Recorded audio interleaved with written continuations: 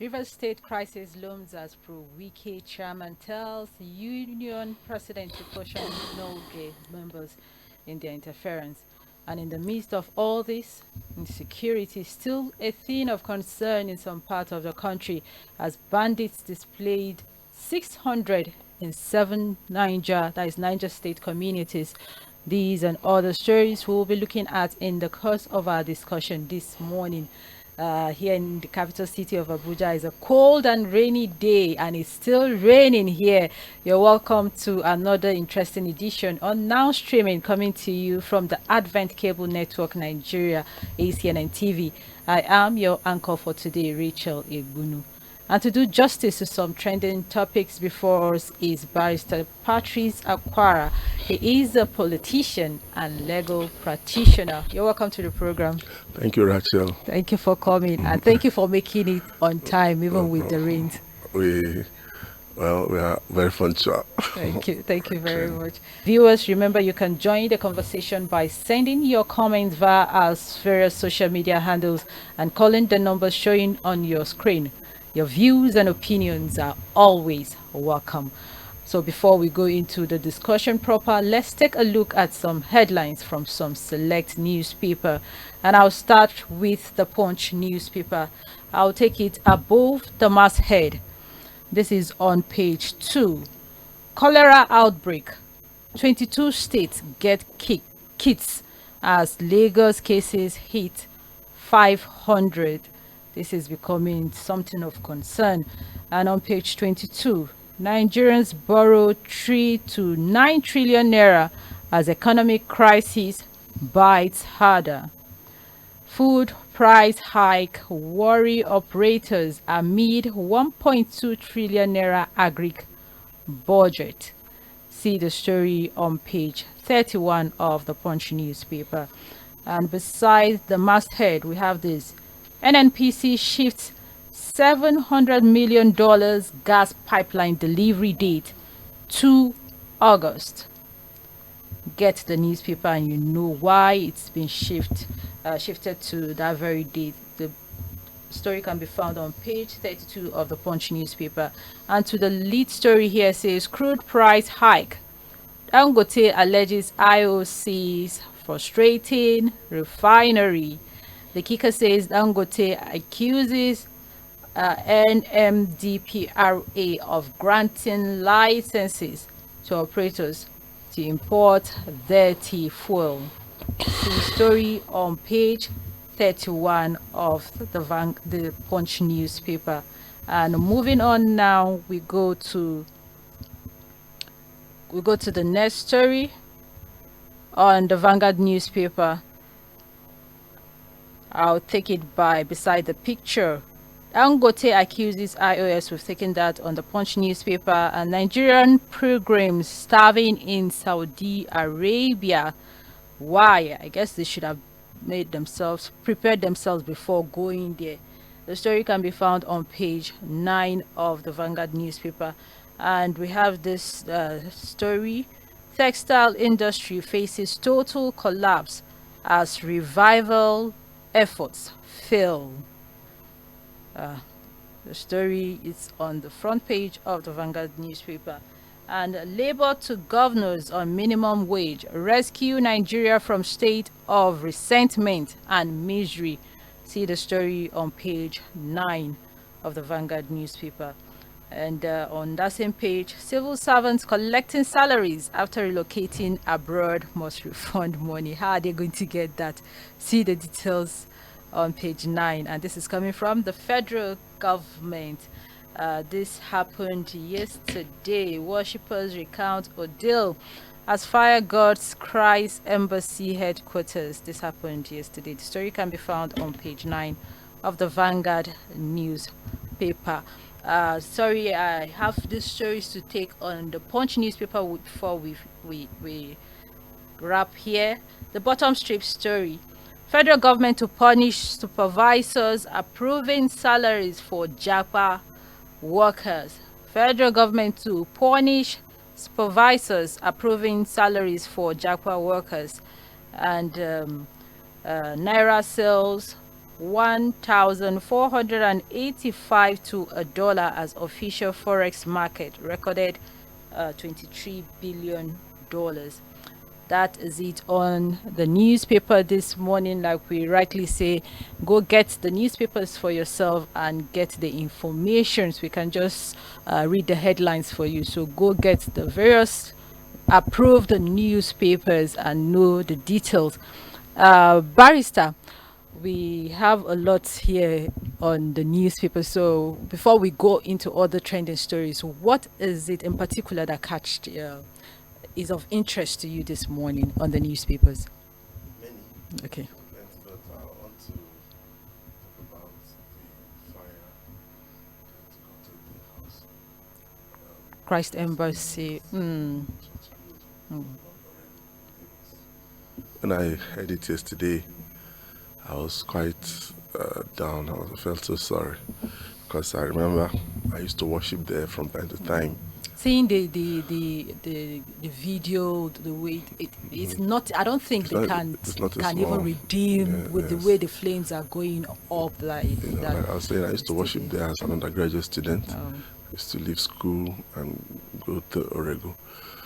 So it's quite disheartening to see that such a beautiful edifice went down in flames. But I'm encouraged by the Christian response, the spiritual response, the very positive response that Pastor Chris, who's the general overseer of the church, gave. He said, as a child of God, you have to listen and look at what God wants to do with that kind of situation. And he said that he will build a better and more glorious edifice. So Christians should key in. In fact, everybody should key in that there's no point crying about spilt milk. Recalibrate, re-engineer and encourage yourself and look towards a better future, better outcome. Yeah, Barrister, wait, I know it's like people will say it's easier said than done. Yeah. It takes the grace of God, and for someone like him to be able to brace up and hold on to what God has in store for him. I'm sure if it is other people, they won't take it the way he's calm about it. But I know as Christians, whatever comes our way, we should take it in good faith. People, those who when we don't take such things, it shows our lack of depth in the Word of God. Yeah. Because the Bible encourages us that in all things we should give thanks. Jesus Christ, when faced with death, a cruel death on the cross, he said, Father, forgive them, for they don't know what they're doing. So I think when we study our Bible more and get an in-depth understanding and relationship with the Holy Spirit, we're able to see such things as we able to see such things not as the end of the world, but we listen and see what is God talking about. Face of life. Yes, and then rise up to the challenge. Yes. We wish the body of Christ and Christ Embassy, we know it's painful and disheartening that God will raise people and resources for him to bring up the building back. Of course. And to our health now, this is cholera outbreak. It's been on for about 2 weeks now or so. We hear of stories of people coming in from the Western world to visit their people, and this thing caught up with them. I think I heard of one who died coming from Canada just to visit, and because of this outbreak he died of such thing. And from the investigations and stuffs, here tiger nut, they say, is one of the major root cause of those that have taken this tiger nut. Actually, so we don't know it's not tiger nut drink.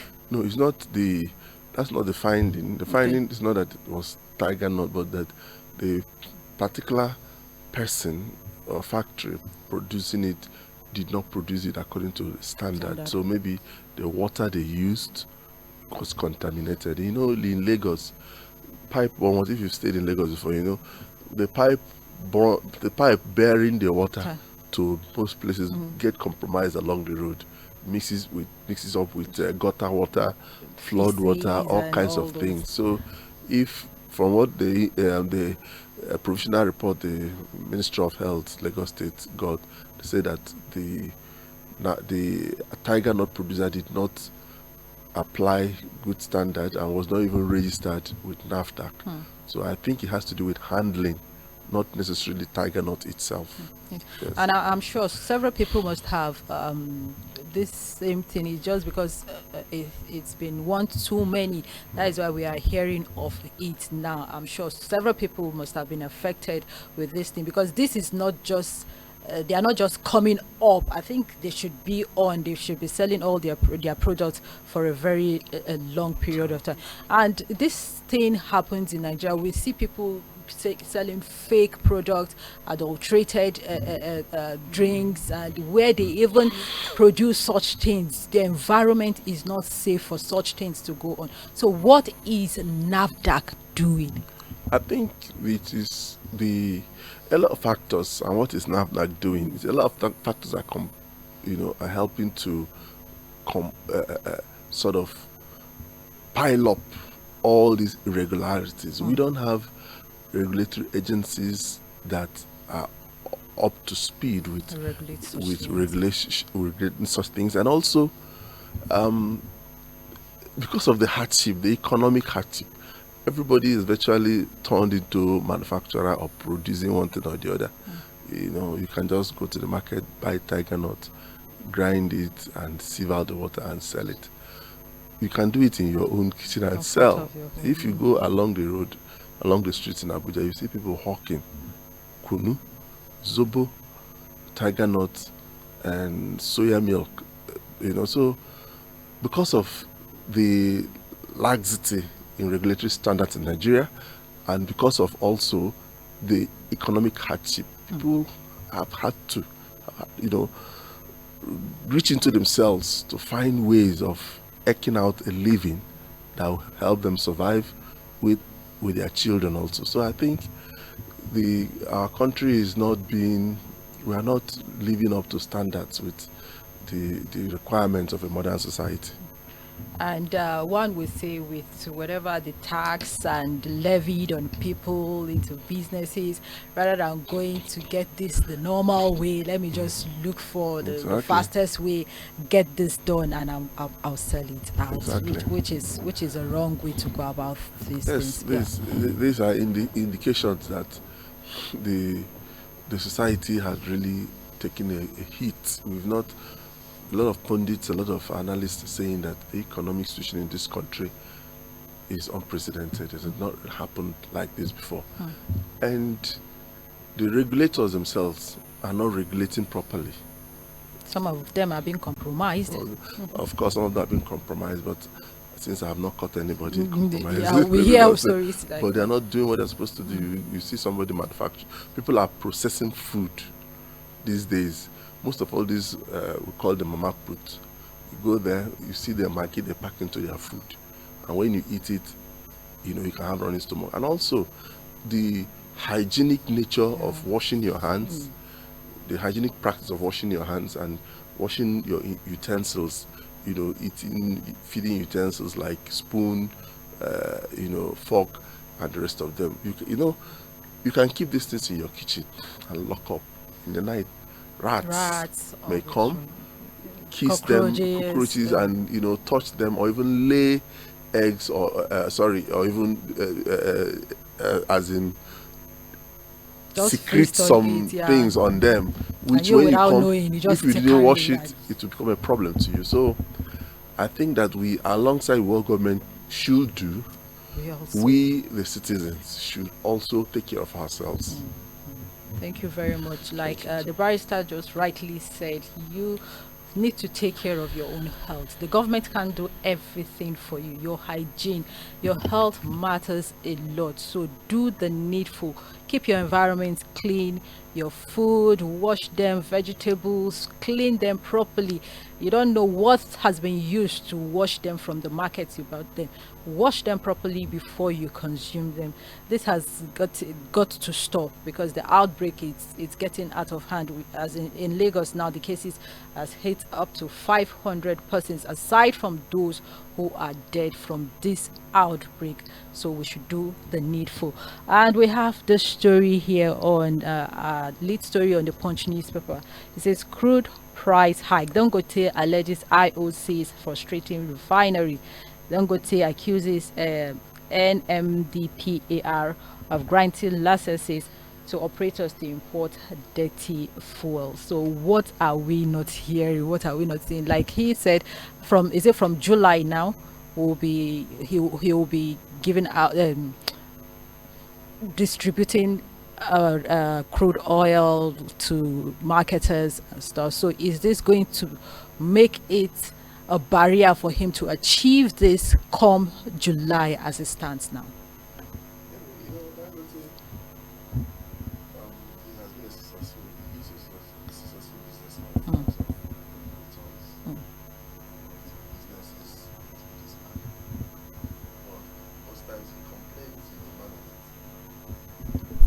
Most times he complains, Dangote, he complains in a manner that suggests that he doesn't really want competition.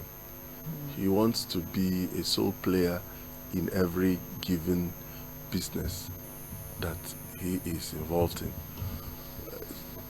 Saying that some marketers were given a license to import fake products, I don't think it's fair. Dirty fuels. Yes, I don't think it's dirty fuels. I don't think it is fair. It's for there is a regulator in that oil sector who will tell us, and not him, and not not coming him. from Yes, because that's exactly what he did in cement when in the original Ibeto for producing cement. Even with Boa, he keeps on complaining because if he had his way, he would always want to be a sole manufacturer in whatever sector, so that he can hike up the price because there's no competitor. So let him. And there's another thing he said. He said the multinationals, the IOCs, the international oil companies, they are frustrating him. They are frustrating him because they've increased the price of crude for the price of Nigerian crude, and made the price of crude bought elsewhere in the international market cheaper. Wow. I think this is supposed to be an issue with the NNPC, with him and NNPC and government. Not the marketers. Not the marketers, not even the IOCs. Because let me tell you, the crude belongs to Nigeria. You get? The crude belongs to Nigeria. He can, and we have a lot of people we have a lot of companies with oil operating licenses. So it's either the government gives him a quota of the crude oil, or he can even buy up the license of a crude oil producer. Do you understand? All these people who go to, like Mrs.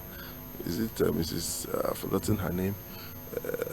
I think one of the people who founded ACNN, okay, Alakija. Mrs. Alakija, who is into oil, talked about the competition there. Talked about the difficulties. So I think he himself, between him and government, Nigerian government, should find a way of allocating crude oil to them. Abacha did it when Abacha was building Abuja. Abacha did not pay most of the road construction companies like Julius Berger. He didn't pay them. He gave them a certain quota of oil so that they as payment for most of all these roads. So being that he is an indigenous oil producer, do you understand? Yeah. So isn't it better for him for Nigerian government to have a partnership with him, an oil swap deal like they do with some of the refineries overseas during Buhari regime? And that was why we had foreign exchange problem. It wasn't that those people were not buying with dollars. even though it's as if we are exporting it to them, the crude, and then when they refine, they bring it there. You understand? So Dangote, they can also have that swap deal, or either swap deal. We give you crude, you refine and give us the finished product. You understand? So in that will now bypass the incidences of buying at OPEC price. And then it will also lower the price of the commodity in Nigeria, because we are not shipping it from outside the shores of the country. Okay. But it's still in prospect that he's going to start by next month, July. We keep our fingers crossed and see how that goes. Let's see what he does, because this sounds to me as if he doesn't want to sell at an affordable price. So he's like lamenting ahead of time. And a country without competition, it doesn't. Monopoly doesn't help anybody. Not at all. Monopoly has virtually monopolized all aspects of business he has entered into. Every other place he's just in there. When you get there, he's don't go this, don't go that. Just give other people their own freedom, their own. Everybody has a right to do his own free business, free market. Allow everybody to free do entry, his free own. exit. Anyone who wants to get yours from you can go get from you and other stuff. Yes. Okay, viewers, please, you can call in, share your thoughts and opinions. Our lines are open, and if you can't get through, you can send in your text message. We have this story before us on the Hajj 90 billion naira Hajj subsidy. I know when it came up, there were backlash from several people. So now this is coming from Niger government. He urges National Assembly to probe the 90 billion naira Hajj subsidy. That was outrageous, if I may say. And we hear of some Nigerians still over there starving because there is no food. And I was saying to myself, when these people, I'm sure you must have be prepared to how that place is going to be, because some, after the Hajj process, they don't come back immediately. You just have to, okay, I might not come back immediately, let me make provisions for this stuff and this and that. So where did this 90 billion naira go to? It went into my pocket. Search me. You see, Nigeria, my country. Nigeria is a comic relief. And we say we are a secular country, meaning that we are not governed by religious rules, religious laws, religious activities. Somebody wants to go and perform Hajj for his own private religious and spiritual benefits. Yeah. And then you, government, you give them 90 billion. It shows that there is more to it than meets the eye. And further, it also shows that there possibly must be a scam there. How can you give few people 90 billion and yet they don't have money to even buy food? You're still borrowing. No, not even that. Still saying no they money don't even have money to feed. They don't even have, you gave them 90, which means what you said you gave them, including aircraft and all those things. Do you know what 90 billion 90 is? 90 billion. You know how much are the air carriers taking? And besides, Nigeria should not even participate in all these things as a state. I don't know if they do that to Christian pilgrims. Whether they do it whether they are doing it for Christian pilgrimage, or for people who go for Ahmadiyya or Shango pilgrimage, it is not supposed to be a government thing. We are misplacing our priorities. We have the education sector to push money into. We have the road infrastructure. Thank God for Wike, some roads that had been in a permanent state of uncompletion. Some of them were started by the Jonathan administration. The FCT minister, the previous one with his brother Buhari, did not do anything. The FCT minister was busy returning money when roads leading to Abaji. Go inside Abaji and see how dirty it is, how impassable it was there. Go into Kwali, go into Buhari, go into Jukoi or Mara, all those, apart from the express, nothing. But we can see that in recent times, Wike has been working and has been doing I'm shocked. Some of the places I drove to yesterday, I was shocked. There's If you've not been to university. Abuja in quite a while and coming in, you get confused Yeah, with the roads. even this morning, we drove straight to Federal Secretariat, no traffic. Wow. You know, and these are the things that these people were supposed to have Channel the done money with the into money. what we're talking about. People going hunger, no food to eat, and people are dying. This is So for where me, you're it's a channeling scam. This 90 your billion money naira, into. you're supposed, even if you probe it, all the probes we've conducted in this country, How was it? how far? So probing it is even another red herring. You know, spending it's also another spending money because you have to fund the panel, and at the end of the day, Committees and stuff. whatever they come up with, nobody will even implement it. You know. Oh, Nigeria, my country. It's quite.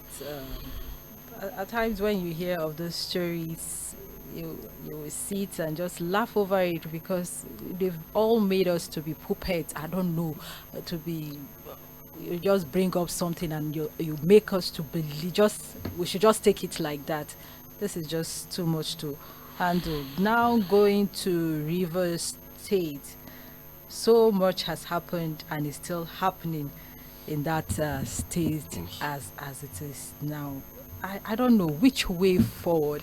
Like I was saying, telling someone, I said when Wike was doing his, then okay, people were clapping and clamoring for him, and it got to a time I was like, is this not getting too much? At least when you've made your point known, allow things to go the normal way. You still keep on clamoring on this. Now Fubara that you brought in, and we hear of videos coming out even while he was still the governor there. If he's bringing somebody, he'll give him a free hand to do whatever is needful. His own is whenever he calls for him, he will give him advice. But the case has turned the other way around, and what is happening in Rivers State now is not what one has ever hoped or wished for. I think Wike is not a good politician. That's what I think. Most You of think that is why? Not even that. I think let me upgrade it. I know that Wike is not a good politician. Any politician who does what he did, bringing in surrogates and putting them thinking that they will be like robots, is just not a good politician. It's just, if you do public service, if you do public service as if they are civil servants and pay the minimum wage, I can assure you people like Wike, and most of them will never near politics. Anybody who is sincere, who is sincere with public funds, can build bridges, can build the roads he's building there if you show accountability. But in terms of political skill, most of the so-called politicians in this country, they play God a lot. They play God. They want to determine what will happen in future, not knowing that they are dealing with human beings that even God himself cannot predict human beings, because he gave them free will. So you can exercise your free will anyhow. God himself does not even attempt to railroad us, because he wants us to use our consciences to exercise free will. But these so-called people who call themselves politicians, they just get so carried away by the quantum, the amount of money that is at their disposal, either as governor or president or ministers, that they don't even develop leadership skills. Even if they didn't have it, they don't even go to acquire leadership skills. They don't even know how to command followership. So they think it's about threats, about taking you to a shrine like they did against Ngige and they think that's not leadership, that's not politics. Politics is your ability, to broker a situation whereby you will bring up followers that can follow a clear-cut vision. You don't need to threaten them. You don't need, just look at Jesus Christ. Jesus came into the world, recruited 12 people, called them disciples. Many others were following, and he left us with a message of love, of peace. when you are serving the people, when James and John's mother came and said, "You, please let them sit at my children sit at one at your left," he said, "and the right." He said to mother, "It's not my right, it's not in my place to determine who will take any position but God." And went on to tell them that if anybody intends to lead, he should be the servant. But what do you see today? Those who are so-called leaders, they lord it over everybody. They want to compel everybody. Let me tell you, you can achieve that compelling, but for only a period of time. It can never last for a long time, because you are dealing with a species of God creature that you cannot predict. From what he did today, you cannot predict what he will do tomorrow. I'm sure if Wike knows this will be the turn of events, he wouldn't have. That's what I'm saying. Yes. A good politician should be able. How do you know tomorrow? How you know tomorrow is if you have laid a good foundation today. Already. What he did is not the foundation. What he did is just, I know he wants to. Every River State governor wants to contest for presidency. Odili did it. Amechi did it. He did it, and it is because these people they are not good politicians. They just use the instrumentality of Agbero and brigandage to seize power and start talking anyhow. And at the end of the day, expect that when you look at Fubara, when he was coming, very quiet, amiable guy. You never know he will. I knew Okay. it. I knew it. No, I can never claim ignorance. For one, I knew it because I knew that's how it come. happens. Let me tell you, I used to tell one when I ran for Federal House. I went to one of our leaders. I said, "Support me. Since you have not endorsed anybody, endorse me. These other people contesting with me, it's not as if I am praising myself, but I know that if you support any of them, when they win, after 2 years, they may quarrel with you, but I will never quarrel with you." He asked me why. I said, because I come from a political family. I observed I observed the problems of my dad, and I've also read, I observed the problems of my dad. It is better for me to be under an institutional leadership and achieve the good for the people than the people we are bringing. They are first-time politicians, public leaders in their families. There is no upbringing of civil leadership. There's no upbringing of public leadership. They don't owe you anything. All you are seeing that they are keeping quiet today is because they know that they cannot challenge you because they are looking for power. They are not there. Do you know that it didn't even reach up to 2 years? The guy who he supported messed him up publicly, as in big time mess up. If it were up to the point of maybe he insulted the governor, maybe you would have heard the story like Ngige and SLA over. You understand? So, but because it was at the level of maybe House of Representatives, constituency to local government, you didn't hear it. So, what Wike and Fubara, what they are doing, Wike just when you hear him talk, though he's a lawyer, he went to the law school, but there's nothing legal and there's nothing loyally about him. There's nothing there's nothing loyally. So that's to show you that such people, if you want to employ such a person, you can even employ him to be your secretary. You can't, because these are loquacious, free thinking, negative thinking. Whatever they bring out, there's no decorum. They have messed up our political space. Those days when we were growing up, my dad served in the cabinet of Chief Simon Bakwe, Imo State Governor. We used to emulate those people. I used to want to be like Sam Bakwe. His courage, the way they wear their suit, the way they talk, the way they encourage people, how patient they were, even when provoked. But this one, they just talk anyhow. And the thing has crept into the church. You see people telling you, "I'm a pastor, if you do me, I'll curse you." Those things are not Christian. We don't have any form of civil leadership training in this country, or public leadership training in this country. All we see is that people coming up because they have money, they just, with their money, hold hostage the leadership structure in this country. And that is why you cannot give what you don't have. See what they are giving us. Okay, now we have a limited time. As a lawyer, can you give us the background of the legal battle in the House of Assembly and the local chairman tenure in Rivers State. And one other thing again, do you think Fubara is doing too much as of the present now? Okay, first of all, let me give you a history. During the tenure of the former governor of Rivers State, Yeson Wike, he, through the State Assembly, passed a law which he signed into, passed a bill which he signed into law, stipulating that the tenure of the local government shall be 3 years. Okay. So he installed them, he swore them in, and that tenure expired on the 19th, on the 17th, I think on the 17th, on the 19th, there about last week actually.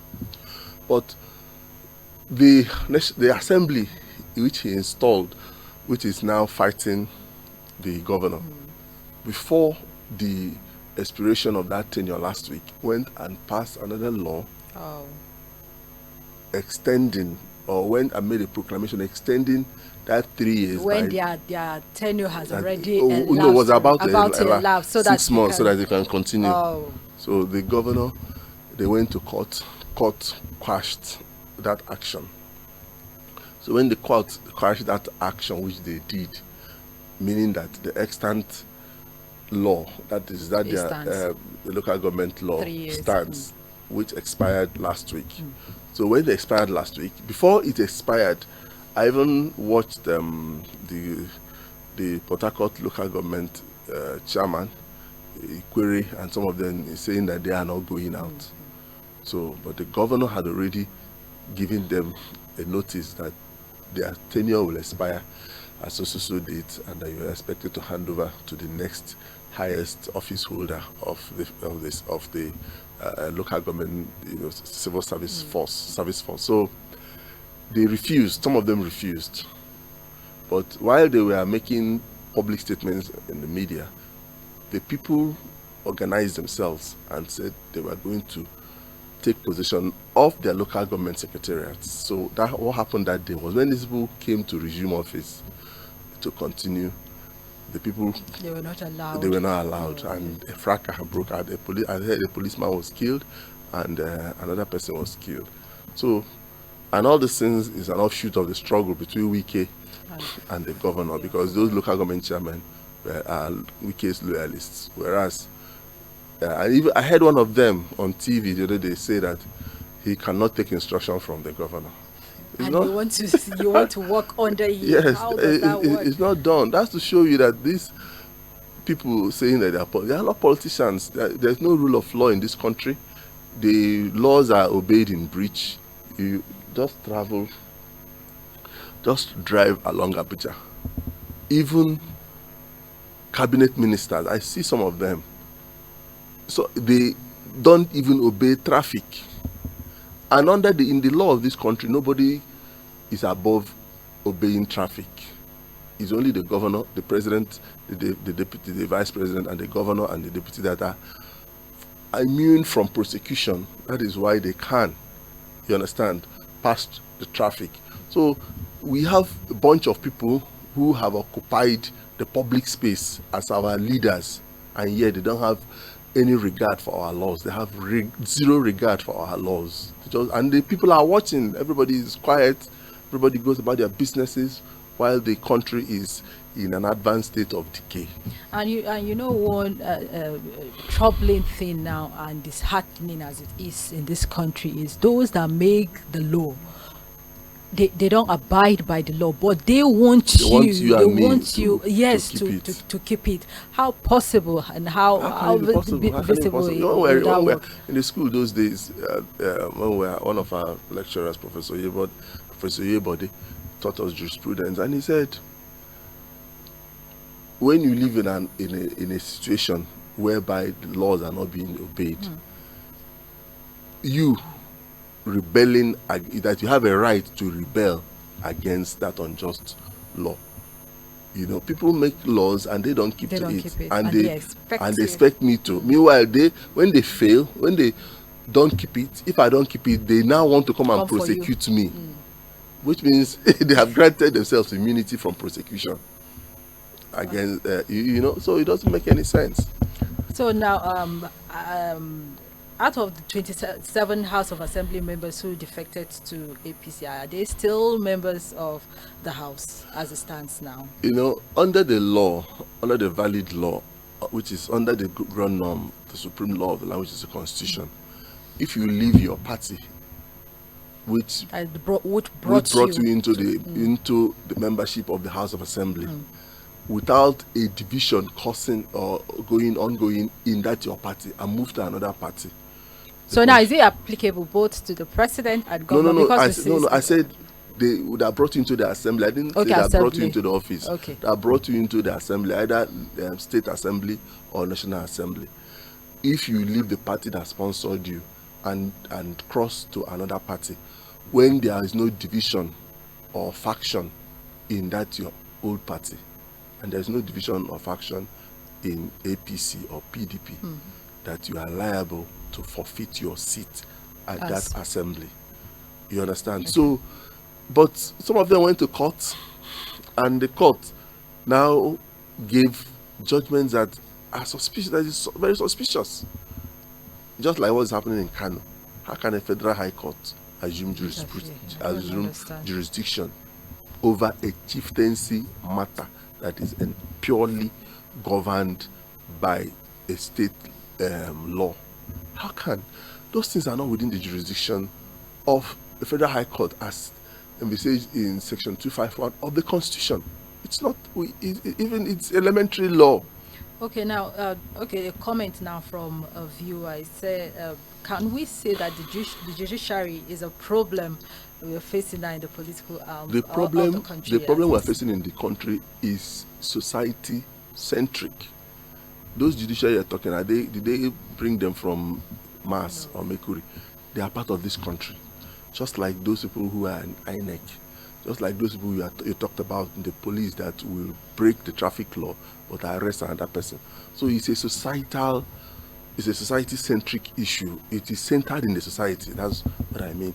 Because we have a society that the moral fabric of our nation has not been inculcated into them. So they behave arbitrarily. There's so much nepotism. Go to most federal agencies, especially under Buhari, they are still there. Go to most federal agencies. Most of them recruited up to, if you check 100% of their recruitment, employment, more than 85% of them comes from a particular part of the country. And in that, more than 50% are from Katsina State. So there was a deliberate policy to just employ people from a particular. And most of these people don't even have any form of knowledge or expertise in the ministries or departments that they got employed.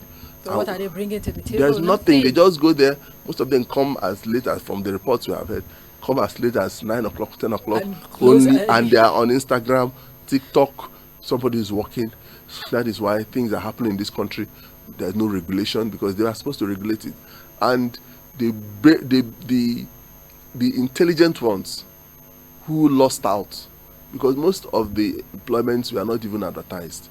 The intelligent ones were not employed. So most of them had left the country in this Japa syndrome. And they are doing great over there and leaving us with people. It's not compulsory that you must go to school now. It's not compulsory. People are being forced to go to school. The JAMB will give the cutoff to be 200. But people are being admitted scoring 100, scoring 90. Nigeria is now and when they finish school, when they complete their education, they go to work. And most of them, when you put most of them have their jobs already settled for them. Just finish. Is that how to build a country? No, not at all. That's not how to build a country. Every day we come here and lament. I've stopped lamenting. I'm just answering your question. Because we are not ready to build a society. And some of us but you know what? We don't have to just keep quiet and yes, that's why I'm answering your question.